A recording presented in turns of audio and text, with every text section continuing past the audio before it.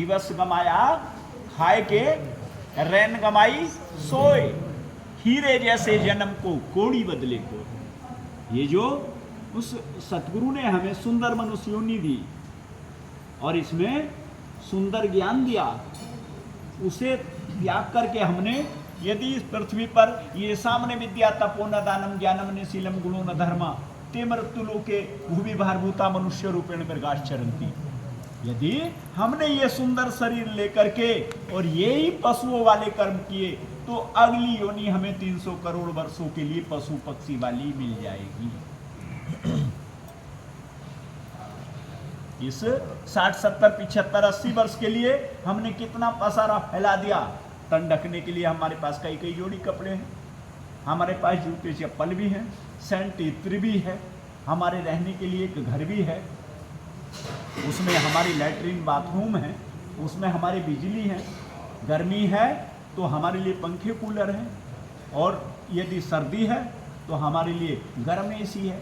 हर तरह के इस शरीर के भोग साधन हमने तैयार कर ली दिए, लेकिन इस शरीर में एक अंदर आत्मा रूपी भी पक्षी है, उसके बारे में हमने नहीं जाना, जिसकी आयु अजन्मे है, अमर है, और हमारे थोड़े से खोटे कर्म के अनुसार वो करोड़ों जन्मों के लिए भोग योनि में चली जाती है। उसे बड़ा दुख और कष्ट उठाना पड़ता है। हमने ये कभी नहीं सोचा। हमने केवल क्या सोचा? ये सोचा हम किसी के बाप हैं, हम किसी के पति हैं, हम किसी के पुत्र हैं, हम किसी के भाई हैं, हम किसी की बहन हैं। हम इस संसार सागर में यही सोच करके रह गए, लेकिन हमने कभी ये नहीं सोचा हम आत्मा हैं और हमारा जन्मदाता कोई परमात्मा है। हम किसी और लोक के वासी हैं, लेकिन यहाँ संसार में हम इस तरह से विचर गए जैसे भेड़ों के समूह में कोई शेर का बच्चा आकर के पल जाता है, और वो जैसे भेड़ घास घूस खाती है और ऐसे ही वो शेर का बच्चा भी घास घूस खाने लगता है। लेकिन एक दिन एक बयावान जंगल से शेर आया और उसने देखा भेड़ों के झुंड में कि एक शेर का बच्चा विचर रहा है, उसे भेड़ भी सींग मार रही है, उसे भेड़ चराने वाला भी डंडा मार रहा है। इसकी कितनी बड़ी दुर्दशा है। उस शेर ने उस भेड़ के बच्चे को पकड़ लिया, भैया यह तू भेड़ों में क्यों परेशान है, क्यों पिट रहा है, क्यों डंडे खा रहा है? बोले नहीं मैं भेड़ हूँ, तुम शेर हो, मुझे खा जाओगे। बोले भैया तू भी शेर है। उसे चश्मे में उसे जलाशय पे लेकर के गए, देख जैसा मेरा मुख वैसा तेरा मुख, हाँ, जैसे मेरे दांत तेरे दांत, हाँ, जैसा मेरा पंजा ऐसा तेरा पंजा, हाँ, फिर किस बात की कमी? तू मिमिया रहा है, मैं दहाड़ रहा हूँ, दहाड़ना सीख ले। उसने जो दहाड़ लगाई, जब वो दहाड़ना सीख गया, जा भेड़ों में जा। अब वो भेड़ों में गया, उसने जो दहाड़ लगाई, भेड़ें भी भाग गई और भेड़ चराने वाला भी भाग। कि किसी प्रकार हमारे शरीर में जो इंद्रियां हैं, कभी हम आंखों के पीछे पीछे चले जाते हैं, कभी हम नाक के कहने से खुशबू लेने के लिए संसार सागर में चले जाते हैं, कभी हम इस जिह्वा के स्वाद के कारण नाना स्वादों में घूम जाते हैं, कभी हम इस हाथों को भरने के चक्कर में दूर दूर दराज तक चले जाते हैं, कभी हम इनके पैरों के सहारे अच्छे बुरे कर्म करने के लिए चले जाते हैं। किसके? ये सारी इंद्रियां मन की गुलाम होकर के और इसी तरह से घोर नरक को घूमने के लिए, संसार सागर के गंदगी कीड़े मकोड़े खाने के लिए जिह्वा के कारण मन कीने खूब उपाय। दिवस गमाया खाए के, रैन गमाई सोए, हीरे जैसे जन्म को कोड़ी बदले खोए। ये जो हमें परम पुरुष ने सुंदर शरीर दिया था, काय के लिए दिया था? भजन साधना के लिए दिया था, अपने आप को जानने के लिए दिया था, आत्मज्ञान के लिए दिया था। और यहाँ हमने क्या करना शुरू कर दिया? यहाँ हम कुछ और करने लगे। चले थे किसके लिए, करने लगे कुछ और। उद्धव से माधव कहें सब झूठी मन की ठोर, कि तुम उन पूजाओं को करने लगे, तुम उस भक्ति साधना को करने लगे, तुम उन क्रियाकलापों को, उन पाखंड को, उन कुकर्मों को करने लगे जो कहीं वेद शास्त्र में अंकित नहीं है। क्या लिखा है हमारे वेद शास्त्रों में?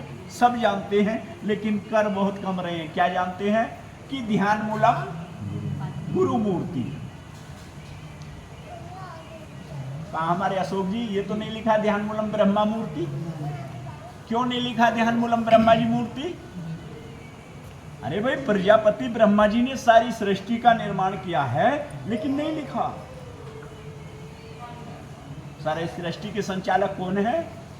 माता लक्ष्मी और भगवान विष्णु। लेकिन नहीं लिखा ध्यान मूलम विष्णु मूर्ति, ध्यान मूलम लक्ष्मी मूर्ति नहीं लिखा। करता धरता इस संसार सागर में शिव शिवा नहीं है। हरता करता इस संसार के भगवान शिव है, माता पार्वती है। लेकिन नहीं लिखा ध्यान मूलम शिव मूर्ति, पार्वती मूर्ति। ध्यान मूलम ब्रह्मा मूर्ति नहीं लिखा, ध्यान मूलम विष्णु मूर्ति नहीं लिखा गया हमारे वेद शास्त्रों में। ध्यान मूलम देवी देवता मूर्ति नहीं लिखा गया, ध्यान मूलम माता मूर्ति नहीं लिखा गया, ध्यान मूलम पिता मूर्ति नहीं लिखा गया, ध्यान मूलम गंगा यमुना मूर्ति नहीं लिखा गया, ध्यान मूलम अमरनाथ मूर्ति नहीं लिखा गया। क्या लिखा गया? ध्यान मूलम गुरु मूर्ति। क्यों लिखा गया? किसने लिखा? हर संत ने लिखा। यजुर्वेद में, ऋग्वेद में, अब 4 वेद 6 शास्त्र 18 पुराणों में ध्यान मूलम गुरु रूपम लिखा गया। गोस्वामी तुलसीदास जी ने भी नहीं छोड़ा, उन्होंने क्या लिख दिया? गुरु बिन भव निधि तरह नहीं कोई। साहिब कबीर जो संत शिरोमणि आए, उन्होंने भी लिखा क्या? क्या लिखा? गुरु बड़े परमेश्वर से करके देखो विचार, जन्म मरण हरि ने दिया, गुरु लगा दे भव से पार। कितना क्यों, किसकी उंगली पकड़ा के गई? किसी परमात्मा की, किसी देवी देवता की उंगली नहीं पकड़ाई। किसकी पकड़ाई? गुरु की पकड़ाई। कि संसार सागर से यदि तू भव सागर के पार जाना चाहता है, अपना कल्याण चाहता है, अपने कष्टों का निवारण चाहता है, तो केवल गुरु की शरणागत है। हमने किसकी? गुरुओं की शरणागत छोड़ करके किसकी पकड़ ली? अरे भैया हमें तो राजा इंद्र की पूजा करनी है। क्यों? अरे भाई वो स्वर्ग के राजा। लेकिन राजा इंद्र का इतिहास नहीं पढ़ा भैया। राजा इंद्र तो वो तमरीसी की नारी अहिल्या का सील भंग करने के लिए आए थे। क्या उनके चरित्र के बारे में जानते हो? नहीं जानते। क्यों करते हो राजा इंद्र की पूजा? इसलिए करता हूँ, मेरे दादाजी करते थे, मेरे पिताजी करते थे। अरे भाई वो अनपढ़ युग था, नहीं जानते थे। आप जिसका ध्यान करोगे वैसे ही हो जाओगे। आप रोज चारों तरफ कुत्ते बांध लो और कुत्तों के बीच में रहने लगो, आपके अंदर वासना बढ़ती चली जाएगी। आप पशुओं में रहना शुरू कर दो, आपकी बुद्धि पशुओं जैसी होती चली जाएगी। आप सत्संग के बीच में, ज्ञान के बीच में रहना शुरू कर दो, आप सत्संगी ज्ञानी विवेकी बनते चले जाएंगे। तो संगत से गुण उपजे, संगत से गुण जाए, कहे कबीर संगत किए साईं माई समाए। परमात्मा प्रकट हो जाएगा आपके अंतर्करण में। कैसे? संगत से। रहीम साहब ने भी लिखा है, कदली सीप भुजंगमुख बूंद एक गुण 3, जैसी संगत बैठियो वैसे ही फल दीन। अभी हमने संगत का विवेक विचार ही नहीं किया। अभी हम अच्छे महापुरुषों की, संतों की सत्संग ही नहीं गए। हम क्या खान भंडारा खा लिया और सो लिए, जाग लिए, उठे, विदाई रक्षा ली। लो भैया भगवान का भजन हो गया, सत्संग ज्ञान। ये सत्संग ज्ञान भजन भंडारा नहीं है। अपने आप को बदल देने का नाम, अपने आप में परिवर्तन करने लेने का नाम ही सत्संग है। अभी हम जानते नहीं इस चीज। साहिब कह रहे हैं कि बनत बनत बन जाए, द्वारे धनी के पड़ा रहे भाई। कि जब हम अच्छे महापुरुषों की, अच्छे पूर्ण सतगुरु की संगत में चले जाते हैं, तो वो दिन पर दिन हमें बदलते चले जाते हैं। फिर चाह करके भी हम कुछ गलत नहीं कर सकते।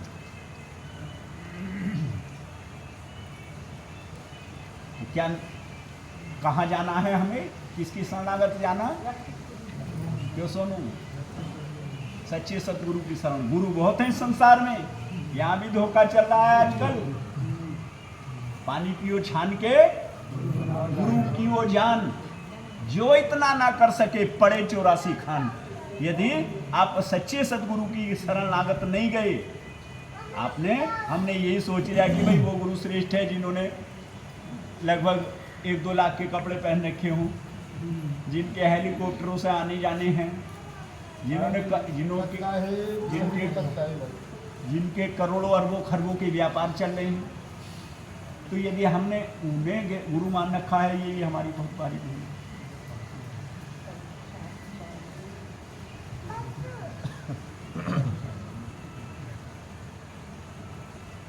तो आओ सत्संग में आत्मा, ज्ञान, मन, ध्यान, गुरु, गृहस्थ और सन्यास, इन पे विचार करने से पहले, इन पे टीका टिप्पणी करने से पहले सर्वप्रथम हम ऐसे सतगुरु बाबा चंदन देव जी अवधूत महाराज, उनके परम शिष्य सतगुरु बाबा उदयवाहन जी महाराज, परम पूज्य सतगुरु शिरोमणि बंदी चोड़ श्री राम साहिब जी गुरुदेव महाराज, साध्वी बीबी रामपाली, अनंत तमाम संतों के बीच में बैठ करके संत महापुरुषों की एक प्रार्थना करते हैं।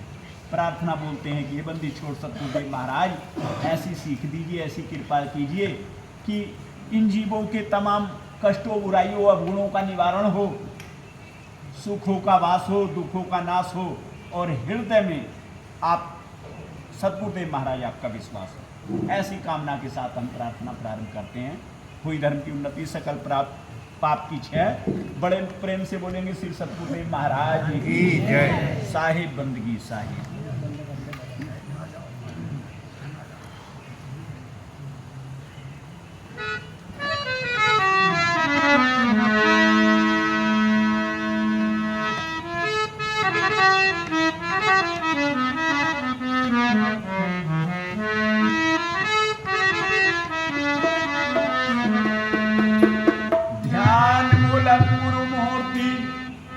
मूलम गुरु पदम, मंत्र मूलम गुरु वाक्यम, मोक्ष मूलम गुरु कृपा। गुरु को कीजिए दंडवत, कोटि कोटि प्रणाम। कीट न जाने भ्रंग को, गुरु कर ले आपो समान। ये तन विष की बेलड़ी, गुरु अमृत की खान। शीश दिए सतगुरु मिले, तो भी सस्ता जान। अवगुण मेरे बाप जी गुरु बख्शो गरीब निवाज। जो मैं पूत कपूत हूँ, होए पिता की लाज।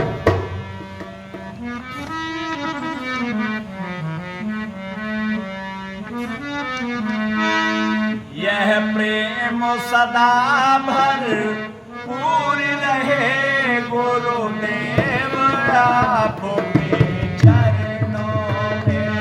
यह प्रेम सदा भर पूरी रहे, गुरुदेव आपके चरणों में।